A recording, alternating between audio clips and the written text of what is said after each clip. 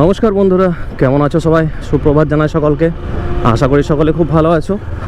So আবার একটা নতুন ভিডিও নিয়ে চলে এলাম তোমাদের সাথে।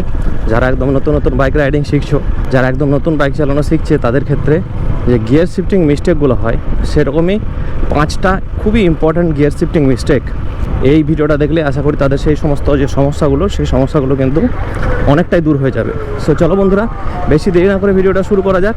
শুরু করার আগে যদি চ্যানেলটাকে এখনও সাবস্ক্রাইব না করেছো, তো বলে দিই যে বাইক রাইডিং সংক্রান্ত, মানে বাইক শেখা সংক্রান্ত বাইক রিলেটেড ভিডিও আমার চ্যানেলে রেগুলারলি আসতে থাকে। এই চ্যানেলটাকে অবশ্যই সাবস্ক্রাইব করে রাখো। আর এই ভিডিওটা পুরোটা দেখো।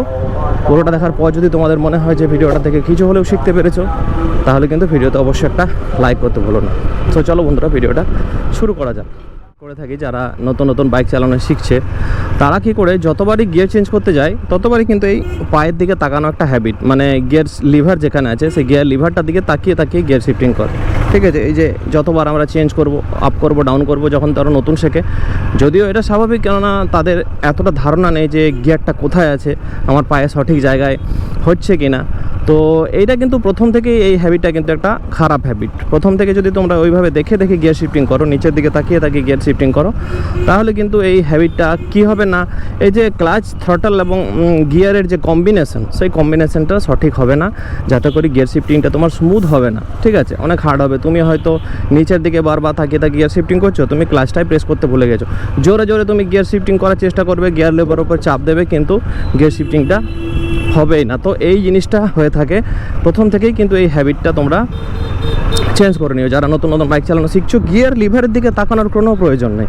ঠিক আছে, তোমার বাইকে গিয়ার লিভারটা এমনভাবেই তৈরি থাকে, ঠিক আছে, যদি তুমি পাটা ফুটরেস্টের উপরে রাখো, তো পাটা ফুটরেস্টের উপরে রাখলে অটোমেটিক্যালি তোমার যে পায়ের সামনের পজিশনটা অটোমেটিক গিয়ার লিভারের কাছে থাকবে, তোমার তাকানোর কোনো প্রয়োজনই নেই। ঠিক আছে, তুমি কিন্তু না দেখেই ইজিলি গিয়ার শিফটিংটা করতে পারবে। তো এই হ্যাবিটটা কিন্তু ছেড়ে দাও যদি তোমরা গিয়ার লিভারের দিকে তাকিয়ে গিয়ার শিফটিং করছো। বন্ধুরা, এবার যে মিস্টেকটার কথা বলবো সেটা হচ্ছে যে late gear shifting. Late gear shifting মানে কি?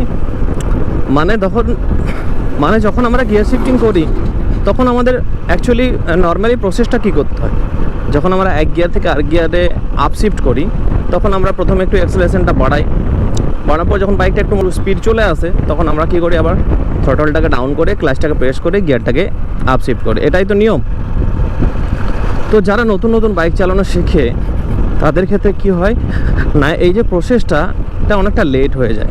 মানে ধরো গিয়ার শিফটিং করবে, আমার বাইক এখন 4th গিয়ার চলছে, ঠিক আছে, তো আমরা যেটা করতে যাই যে থ্রটল ডাউন করলাম, তারপর ক্লাচ প্রেস করলাম, তারপর গিয়ার যাকে আপ শিফট করবো তাকে বাইকের গতি অনেকটাই কমে যাচ্ছে।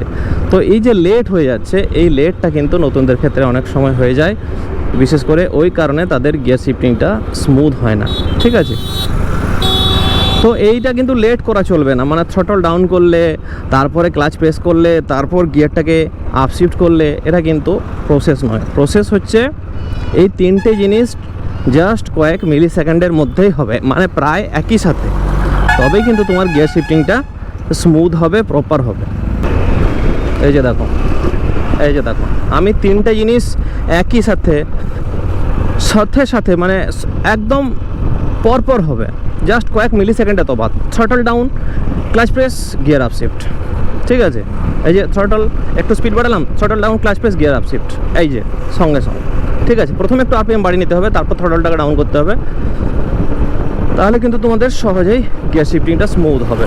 এই ভুলটা করো না, লেট করো না। মানে তোমরা গিয়ার শিফটিং করার সময় কিন্তু এই লেট করে দিলে গিয়ার শিফটিংটা স্মুথলি কোনোদিনও করতে পারো। লেজি গিয়ার শিফটিং মানে আমরা যারা নতুনরা, যখন আমরা গিয়ার শিফটিং করি, গিয়ারগুলোকে আপ শিফটিং করি বা ডাউন শিফটিং করি, তখন আমরা কি করি না, খুবই আস্তে করে চাপ দিই।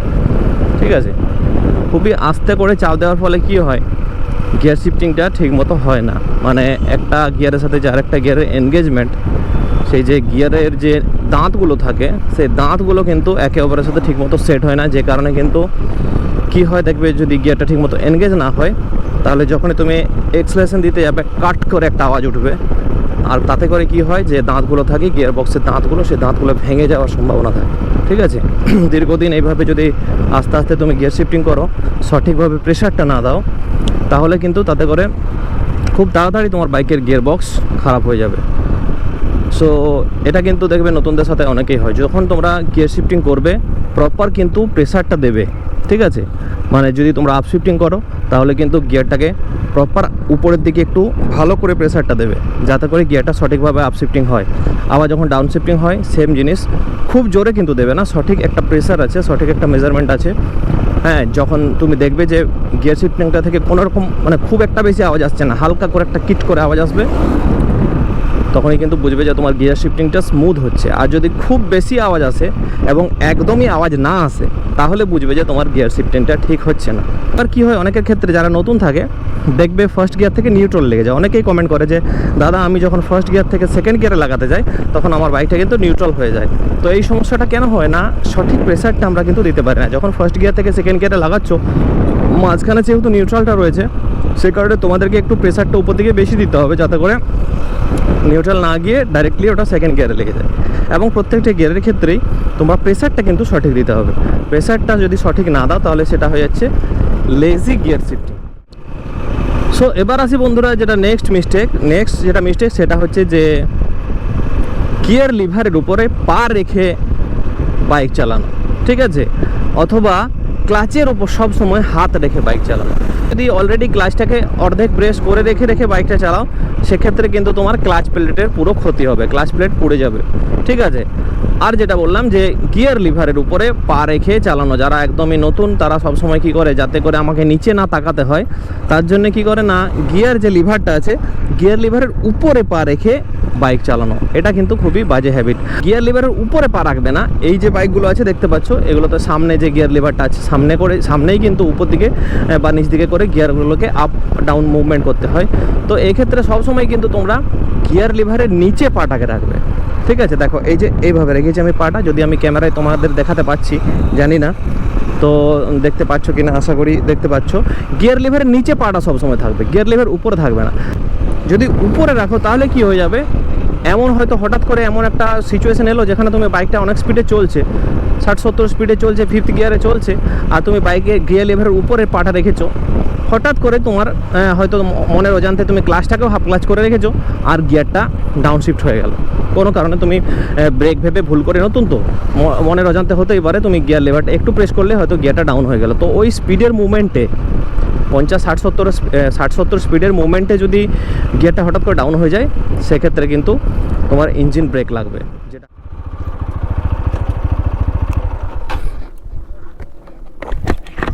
স্যার বলুন। আমি এই সামনেই যাব, ওই সাতুড়ি অবধি। সো দেখতেই পাচ্ছ বন্ধুরা, এখন ইলেকশনের সময়, তাই চেকিং চলছে। তো পুলিশ এলে কোনো ভয়ের কিছু নেই, তুমি যদি নিজে ঠিক থাকো পুলিশ তোমাকে কিছু করতে পারবে না, ঠিক আছে? যাই হোক, ওনারা ওনাদের ডিউটি করছেন, আমিও আমার রেসপন্সিবিলিটি করলাম, আমি সব কিছু ডিটেলস দিলাম। ওরা জাস্ট চেকিং মানে করছে আর কি, নাকা চেকিং। এখন ইলেকশনের সময় কে আসছে কে যাচ্ছে এইটুকুই। সো আশা করি বন্ধুরা তোমরা বুঝতে পেরেছো যে এই কমন গিয়ার শিফটিং মিস্টেকগুলো কিন্তু খুবই ইম্পর্টেন্ট। যারা নতুন বাইক চালানো শিখছো তারা যদি এই ধরনের মিস্টেকগুলো বারবার করে থাকো, তাহলে কিন্তু অবশ্যই এই হ্যাবিটগুলো আজ থেকে ছেড়ে দাও, তাহলে কিন্তু তোমাদের বাইক রাইডিংটা গিয়ার শিফটিংটা অনেক বেশি স্মুথ হয়ে যাবে। সো চলো বন্ধুরা, ভিডিওটা এখানে শেষ করছি। আরও ভালো ভালো ইম্পর্টেন্ট টপিক নিয়ে ভিডিও শীঘ্রই আসতে চলেছে। সো চ্যানেলটাকে অবশ্যই সাবস্ক্রাইব করে রাখো। ভিডিওটা ভালো লেগে থাকলে অবশ্যই ভিডিওটা লাইক করতে ভুলো না। চলো দেখা হচ্ছে পরে ভিডিওতে অন্য একটা টপিক নিয়ে। ততক্ষণের জন্য tata, bye bye, thank you, thanks for watching, have a good day.